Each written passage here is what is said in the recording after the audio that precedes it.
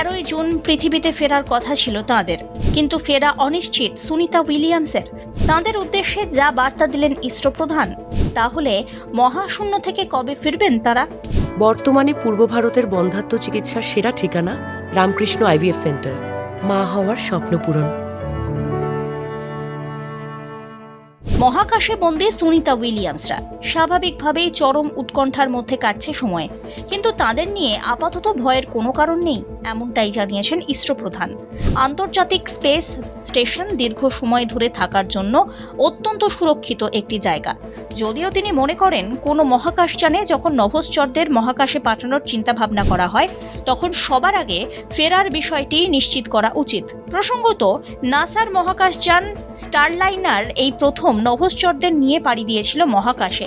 সেই মহাকাশযানের নাম দেওয়া হয়েছিল মহাকাশযানের নামে, মিশন স্টারলাইনার। জুনের প্রথম সপ্তাহে সুনিতা এবং তাঁর অভিযান সঙ্গী বুচ উইলিমারকে নিয়ে আন্তর্জাতিক মহাকাশ স্টেশনের উদ্দেশ্যে রওনা হয় স্টারলাইনার। প্রথমে ঠিক ছিল 13ই জুন তারা ফিরবেন, পরে সেই তারিখ পিছিয়ে যায় 26শে জুন, কিন্তু বারবার বাতিল হয়েছে পৃথিবীর উদ্দেশ্যে রওনা হওয়ার দিন। নাসা জানিয়ে দিয়েছে, আপাতত সুনিতাদের দেশে ফেরার হচ্ছে না। তবে কি সেখানে গিয়ে আরও নতুন কোনো তথ্য হাতে পেয়েছে সুনিতারা? না, তেমনটাও নয়। তবে যা ঘটেছে সুনিতাদের কাছে যথেষ্ট উদ্বেগজনক। সেটি তাদের না ফেরার প্রথম কারণ হিসাবে জানা যাচ্ছে স্টারলাইনার মহাকাশযানে হিলিয়াম গ্যাস লিক সহ অজস্র যান্ত্রিক ত্রুটি। দ্বিতীয় কারণ হলো, সম্প্রতি আন্তর্জাতিক স্পেস স্টেশনের কাছে বিস্ফোরণ হয়েছে রিসার্চ নামে রাশিয়ার একটি কৃত্রিম উপগ্রহে।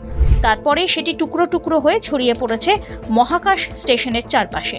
ফলে অনির্দিষ্টকালের জন্য মহাকাশ স্টেশনেই বন্দী হয়ে গিয়েছেন সুনিতা। আর এই পরিস্থিতিতেই নাসা জানাচ্ছে, তাদের ফিরতে 45 দিন লাগতে পারে, আবার 90 দিনেও না ফিরতেও পারেন এই দুই নভোশ্চর।